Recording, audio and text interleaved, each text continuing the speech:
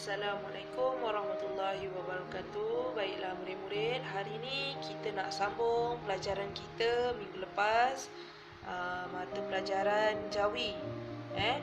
Tajuk dia adalah imbuhan di awal dan di akhir, ke-an dan me-i. Dan pada muka surat 42 dan 43 ya. Okey. Lagu 1, imbuhan di awal dan di akhir, me, kan dan mem-i. Okey. Kita pergi dulu kepada yang surat 42 ni. Okey, kita tengok contoh imbuhan dia. Keramaian. Okey, nombor 1 keramaian. Nombor 2 kejayaan. Okey, nombor ikut saya ikut cakap. Okey. Yang ketiga kelaparan. Kelaparan. Dia punya kata dasar apa? Lapar. Okey, yang keempat kepanasan. Yang kelima kerajaan. Keenam memiliki. Ketujuh mewakili. Kelapan memarahi. Dan yang kesembilan adalah menasihati. Okey, ini adalah contoh-contoh imbuhan me, ke-an dan me-i. Okey, kita pergi kepada yang bawahnya pula, surat 42 tu, iaitu contoh ayat. Yang pertama, kami sekeluarga dijemput ke majlis keramaian. Apa maksud majlis keramaian ni? Okey, majlis keramaian ni contohnya macam hari raya, kalau macam orang Islam, hari raya Aidilfitri.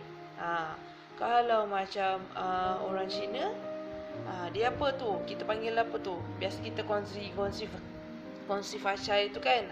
Dia orang pun ada raya Cina, tahun baru, Happy New Year's. Okey, itu adalah majlis keramaian. Maksudnya ziarah menziarahilah. Okey, nombor 2, negara Malaysia mencapai kejayaan setaraf dengan negara-negara maju. Okey, yang ketiga, Asri memberi makan anak kucing yang kelaparan. Okey, yang keempat, Pak Cik Ahmad memiliki 20 ekor kerbau. Yang kelima, kumpulan nasyid sekolah saya mewakili daerah ke peringkat negeri. Okey, baiklah. Ada yang tak faham tak penerangan saya untuk muka surat 42 ni? Kalau tak faham, awak boleh tanya teruslah. Tak faham, awak tanya je nanti. Okey, kita pergi ke muka surat 43. Imbuhan me, kan dan mem-i. Okey, contoh imbuhan dia. Yang pertama, merosakkan. Okey, nampak? Yang pertama tu me dengan kan. Nampak Okey, nombor 2, meraihkan. Me dengan kan juga. Okey, nombor 3, memasukkan. Okey, me tu huruf mim yang pertama tu nampak dia warna merah, dan yang kan ni, yang akhir ni, imbuhan akhir ni kaf nun kan, nampak dia warna biru. Kenapa dia warna-warni ni? Sebab dia nak bagi awak nampak, dia bezakan warna, dia nak bagi awak nampak mana satu imbuhan awal dan imbuhan akhir. Okey, nombor 4, menunjukkan. Nombor 5, merapatkan. Okey, nombor 6, membiayai. Membiayai. Okey, mim mem. Okey, i nampak? Hamzah ya i. Membiayai. Dia punya kata dasar adalah biaya. Nanti cikgu, biaya tu apa? Okey, biaya ni sama maksud macam kita bayar. Contoh, saya membiayai kos pembedahan ibu saya. Saya yang membayarlah. Okey, nombor 7, mematuhi. Nombor 8, membebani. Membebani.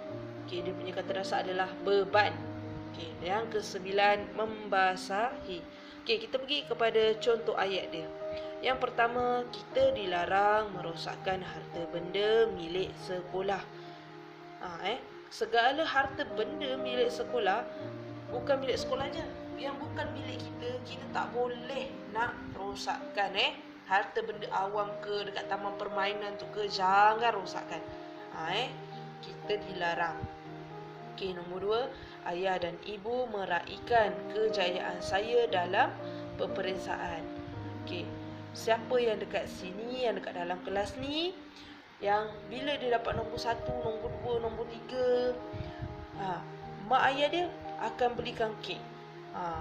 Belikan kek lah. Ada yang mak ayah janji nak belikan kereta kontrol, nak belikan mainan kesukaan, nak belikan apa yang kita nak.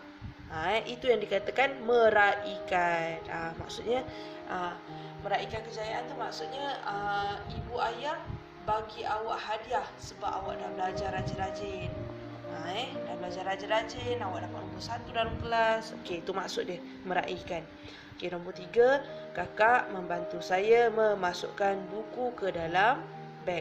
Okey, yang keempat, ibu bapalah yang membiayai perbelanjaan sekolah anak-anak ketika mereka belajar. Nampak tak? Membiayai maksudnya yang menampung, yang membayar. Macam tu. Siapa yang kat sini daripada awak tadika sampailah awak darjah 3 sekarang ni, yang awak sendiri yang bayar duit yuran sekolah awak? Siapa yang kat sini? Tak ada kan? Semua mak ayah. Sebab apa? Sebab awak pun masih sekolah. Okey, nombor 5, semua pelajar hendaklah sentiasa mematuhi peraturan sekolah. Okey, semua pelajar kena patuh. Bila awak dalam sekolah, awak kena patuh arahan pihak sekolah, arahan peraturan sekolah. Kalau awak dekat rumah, awak kena ikut cakap mak ayah. Ingat.